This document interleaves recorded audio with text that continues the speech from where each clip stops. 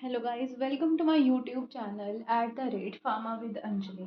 आज हम emulsions topic को ही कंटिन्यू करने वाले हैं और आज हम इमल्शंस में टॉपिक जो पढ़ेंगे वो है थर्मोडायनेमिक कॉजेज ऑफ इंस्टेबिलिटी। ठीक है, आज का जो हमारा टॉपिक रहने वाला है वो होगा थर्मोडायनेमिक कॉजेज क्या होते हैं हमारे इंस्टेबिलिटी के। काफ़ी डीप बढ़िया तरीके से हम इस टॉपिक को क्लैरिफाई करेंगे। थर्मोडायनेमिक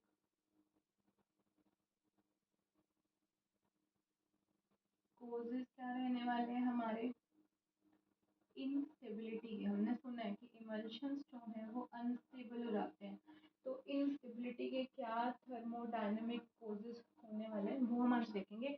तो क्या होता है कि हमारे इमल्शंस में दो फेजेस होते हैं, एक्वस फेज और ऑयल फेज। जब हम दोनों को आपस में मिक्स करते हैं तो क्या होता है कि जैसे हमारे पास मान लो एक ऑयल फेज है, ठीक है, एक हमारे पास एक्वस फेज है। जब हम इन दोनों को मिक्स करके इमल्शन बनाएंगे तो क्या होगा कि वो एक फेज उसमें से स्मॉल ड्रॉपलेट्स बनाकर दूसरे के अंदर डिस्पर्स हो सकता है। वो कोई भी हो सकता है, ठीक है। तो बस ये याद रखना कि दो फेजेस होंगे, उनमें से कोई भी एक फेज दूसरे के अंदर क्या करेगा, इस तरीके की ड्रॉपलेट्स बना लेगा।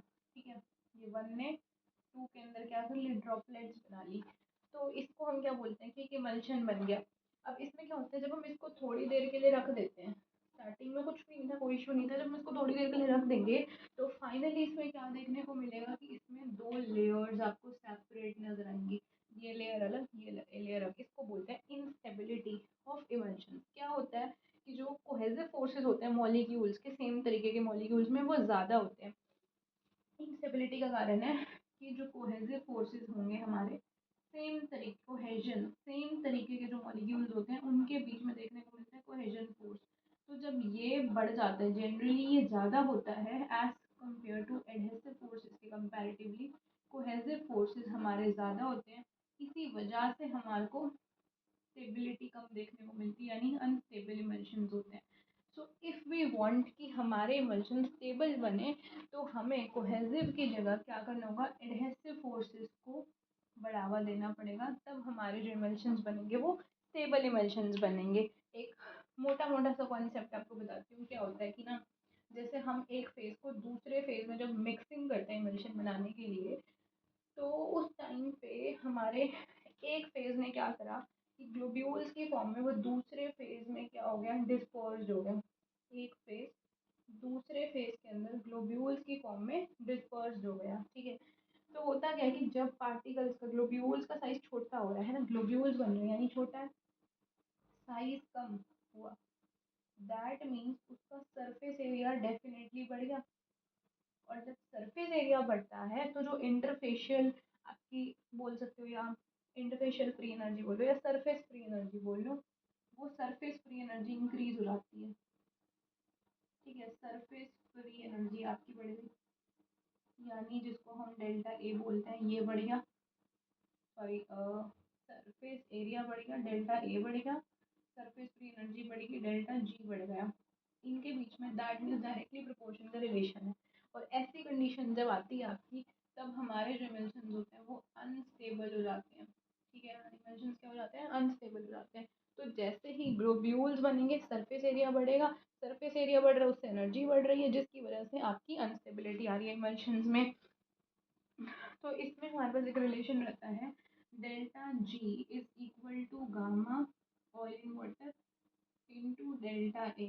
आप देख रहे हो इन दोनों के बीच में ही डायरेक्ट रिलेशन। ठीक है, और ये जो गामा है, ये इंटरफेशियल टेंशन हमारी रहने वाली है।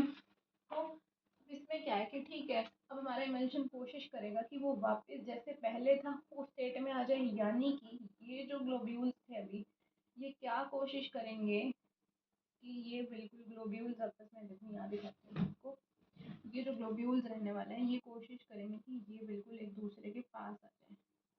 जब ये ग्लोब्यूल्स एक दूसरे के पास आएंगे तो आपका बन जाएगा, कोलेसेंस हो जाएगा, एक बड़ा सा ड्रॉपलेट बन जाएगा। आपकी ये प्रॉब्लम तो सॉर्ट आउट हो गई कि बड़ा बन गया, यानी डेल्टा ए कम हो गया और डेल्टा जी कम हो गया, स्टेबिलिटी आ गई। बट कोलेसेंस होना ही अपने आप में अनडिजायरेबल है, ये हम चाहते ही नहीं है। तो भाई फिर मैं लाऊं कैसे कि इमल्शन के अंदर स्टेबिलिटी? मैंने इसकी रिवर्स कंडीशन कर दी तो स्टेबिलिटी तो आ जानी चाहिए थी कोलेसेंस होके। बट नहीं, कोलेसेंस इज ऑल्सो अनडिजायरेबल। ठीक है, कोलेसेंस भी अपन का अनडिजायरेबल रहने वाला है, तो फिर मैं करूँ क्या? तो जब कोलेसेंस अनडिजायरेबल है, यहाँ पे हम थर्ड कंपोनेंट ऐड करेंगे ऑयल फेज एक्वस फेज के अलावा। उसको अपन क्या बोलते हैं, जाना माना इमल्शंस में डाले जाने वाला इमल्सिफाइंग एजेंट। ठीक है, वो लाएगा हमारे इमल्शन में स्टेबिलिटी। क्या लाएगा? थर्ड कंपोनेंट हमने ऐड करा स्टेबिलिटी के लिए, इमल्सिफाइंग एजेंट्स।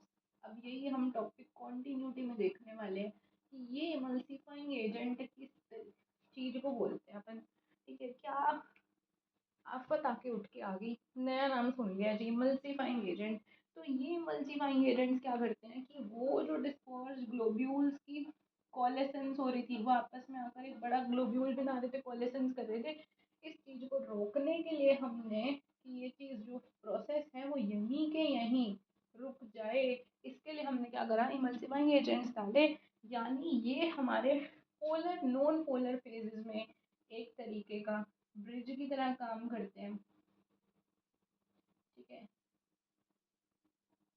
ये हमारा एक तरीके का ब्रिज की तरह काम करते हैं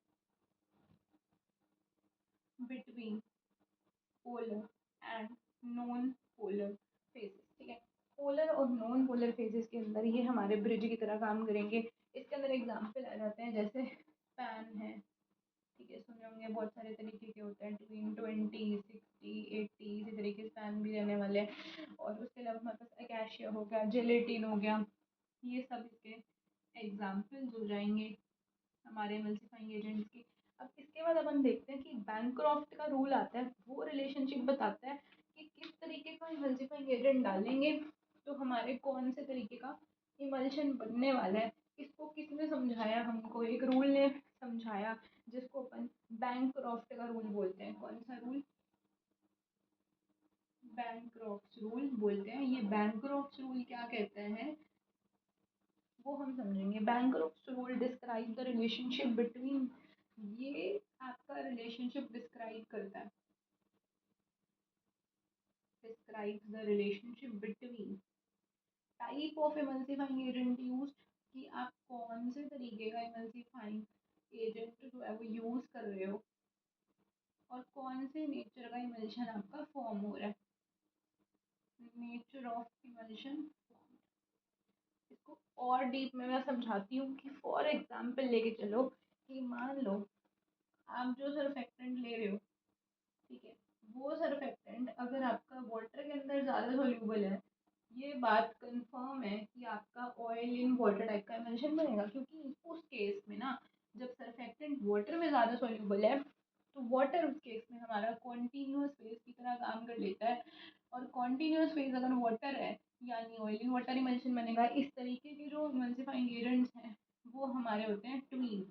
जहाँ ट्वीन नज़र आ जाए, मतलब ये ऑयल सॉरी ये वाटर सोल्यूबल नेचर का है, इसका मतलब डेफिनेटली ये आपका क्या बनाएगा, ये आपका ऑयल इन वाटर तरीके के इमल्शन को फॉर्म करने वाला है।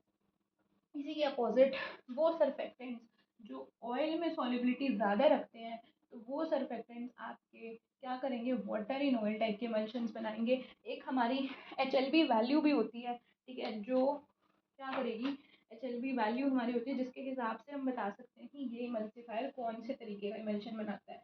जैसे फॉर एग्जांपल मैंने आपको बता दिया कि जैसे ट्विन ले लिया, ये अपन का वो वाटर सोल्यूबल नेचर का है। ठीक है, तो वो इमल्सिफायर्स, एक बार थोड़ी मोल्ड करके मैंने कह दी कि वो इमल्सिफायर्स जिनकी HLB वैल्यू हाई होती है, वो डेफिनेटली आपके वाटर वाले यानी ऑयल वाटर इमल्शंस को फॉर्म करते हैं। सीधा इशारा किसकी तरफ? अभी बात करें ट्वीन की। ठीक है, जैसे ट्वीन 80 है, इसकी HLB वैल्यू आई थिंक 15 रहती है, लेट मी वेरीफाई। हाँ जी, और एक एग्जांपल आप लिख लो सोडियम ओलिएट का, इसकी रहती है 18। यानी रेंज जो रहेगी हाई HLB वैल्यू में कितनी याद रखनी है, 9 से 16 आप रेंज आप यहाँ ध्यान में रख सकते हो। ऐसे ही मल्टीफायर्स जिनकी HLB वैल्यू ज़्यादा होती है, हाई होती है, वो प्रेफरेंशियली आपके वाटर सॉल्यूबल नेचर के अंदर आते हैं। ठीक है, जब वो पानी में सॉल्यूबल होंगे, that means water act as a continuous phase, और वो कौन से इमल्शंस बनाएंगे, ऑयल इन वाटर तरीके के इमल्शंस को फॉर्म करने वाले वो। अब हम इसके अपोजिट बात करते हैं, यानी ऐसे इमल्सीफायर्स जिनकी HLB वैल्यू कम होने वाली है, वो ऑयल को प्यार करेंगे, ऑयल सोल्यूबल नेचर के होंगे, यानी कि water in oil emulsion form करेंगे वो। ठीक है, इनकी जो रेंज रहती है लगभग लगभग कम में भी कितना 3 से 8, ठीक है 9 to 16 यहाँ था 3 to 8। फॉर एग्जाम्पल स्पैन का इशारा करूँगी, स्पैन 80 की HLB वैल्यू कितनी होती है 4.3 रहती है।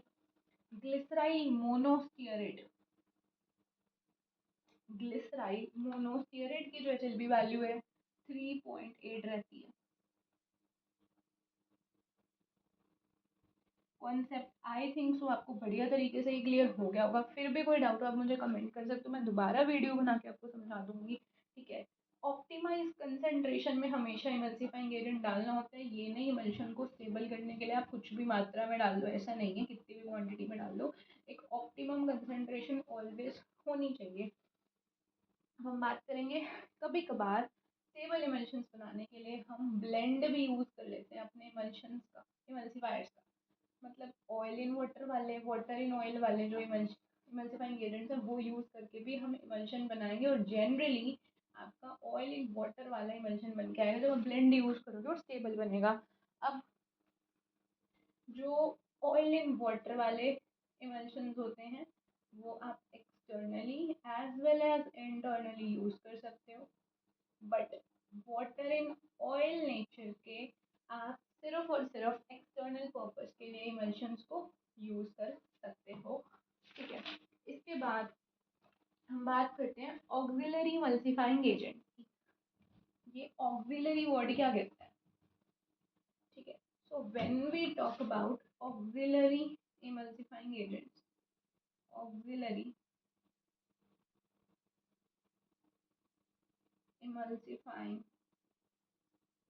एजेंट्स क्या होते हैं? ऑक्सिलरी इमल्सिफाइंग एजेंट्स वो इमल्सिफाइंग एजेंट्स होते हैं जो एक खुद से स्टेबल इमल्शन नहीं बनाते, बट एक तरीके की इमल्शन में थिकनेस ले आते हैं। ठीक है, they can't themselves form a stable emulsion, खुद से स्टेबल इमल्शन नहीं बना रहे, but they act as a thickening agent to produce a stable emulsion.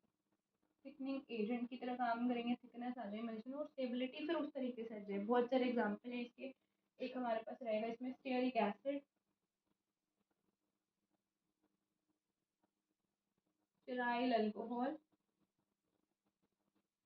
ठीक है, glyceryl मोनोस्टेरेट, methyl cellulose, glyceryl मोनोस्टेरेट,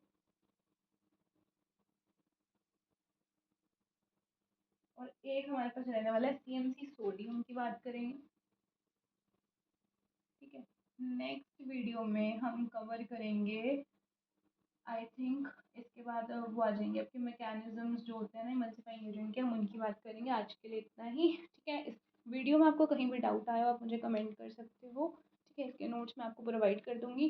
thank you very much and please like share and subscribe @pharma with Anjali।